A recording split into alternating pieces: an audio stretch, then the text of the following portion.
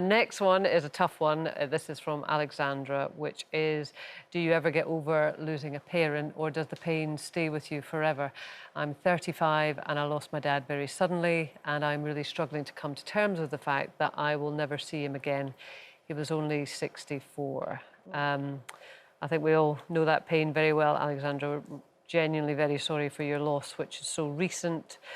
Judy, let me come to you, if you don't mind, because you have also suffered that loss very recently. Yeah, definitely. You know, I've lost my mum maybe it's around 11 years now, and obviously my dad, it's like 4 months or so. And, you know, I think if my own personal experience, you never get over it. You learn to live with it. Like, my process at the moment is I keep saying, oh, my God, it's been how many weeks since I last heard my dad's voice? It's been this week. I'm at that stage where I keep recalling dates with my mum. I'm usually okay, and every now and then, every like once a year or so, I'll wake up, it's like I've completely forgot she's passed away, and I'm like, oh, let me phone my mum, and then it hits you again.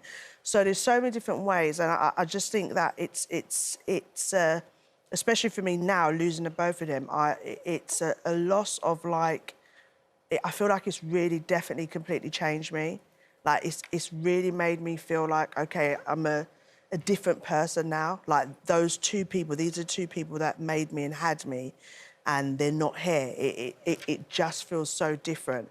But it makes me appreciate life, and it makes me feel like I want to live and experience all the amazing opportunities that they never had, just to show how grateful I am for them having me and travelling here and setting up a life and trying to show me how to be a good person. I'm just thinking, actually, all 4 of us have lost both of our parents, haven't we? And certainly I remember before my mum and dad passed away, I would think of it, you know, you think kind of like dark thoughts in the middle of the night, and I thought, I'm not going to be able to function. Well, I just couldn't imagine my life without my parents in it. And I mean, this is, I'm talking as an adult. I just couldn't conceive of it. And yet here I am on the other side of it. And I mean, one thing to Alexandra, it's different for every single person, and it should be different for every single person. Everyone's got a complete... So there's no way that any of us are going to sit and give advice except share our own experiences. And I'm certainly not saying this to belittle the loss of my mum and dad, which was really difficult. But there is also happy times. You know, I mean, I have a lot of happiness in my life now, and I know certainly my children, which gave my mum and dad a huge amount of happiness, you know. And so it's sort of that balance of saying to people, yeah, you're changed, there's a lot of sadness attached to it, but there is also happiness in life. And there's days when you can sit there and think about them. Maybe not now, it's a bit too soon, but there will be days where eventually you can sit there and think about them and smile and talk about good times and laugh. And, you know, I'm like that about losing my mum and dad, even though they were both very ill later on in life, and they were quite old, so it was kind of, OK, this is life and death, and this is what happens. I was going through a breakup with Shane at the time, so my emotions were, when my dad died, it was right in the middle of all of that, so my emotions were very focused on that, which then I had guilt because I felt I was crying about my marriage more than I was crying about my dad dying. And then I saw a therapist, and she was like, that's absolutely normal, because one's gone that you can't see, and you're grieving for something that's basically still you can see, you know, so that's how your brain kind of deals with it. So but with my sister Bernie, that hit me hard because she was the next one up from me, and she was only young.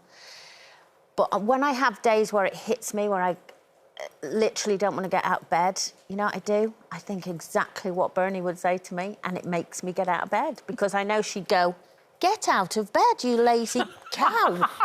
And I do. I hear myself saying what I know she'd say, and that sometimes helps me get through the day, just remembering what they would say if they were here. Yeah. I guess when my mum and dad died, they were both ill, and my mother was an incredibly difficult person in the final years of her life. My dad died in the Canary Islands playing cards, so, you know, I like to think, well, he went in a way he would have enjoyed, probably winning. And, you know, he's buried out in the Canary Islands.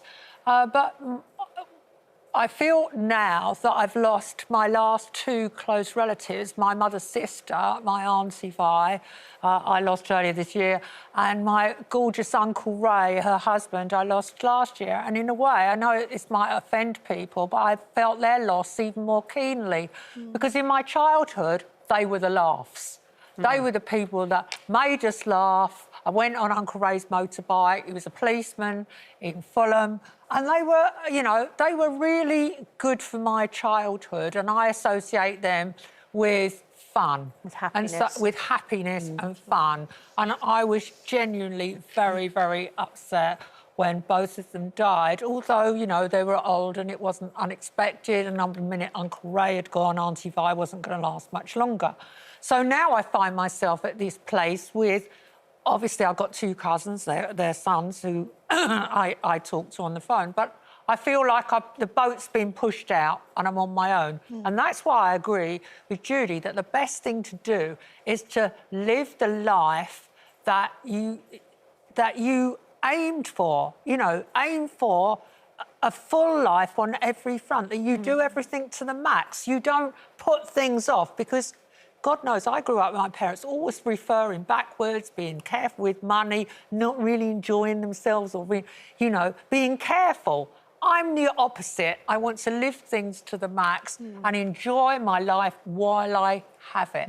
We're going raving, babes. You have turned into a sage today, Janet. Oh, no, not that one. That makes me sound I thought you said incredibly for a minute, and I thought that's going too far. No, too far.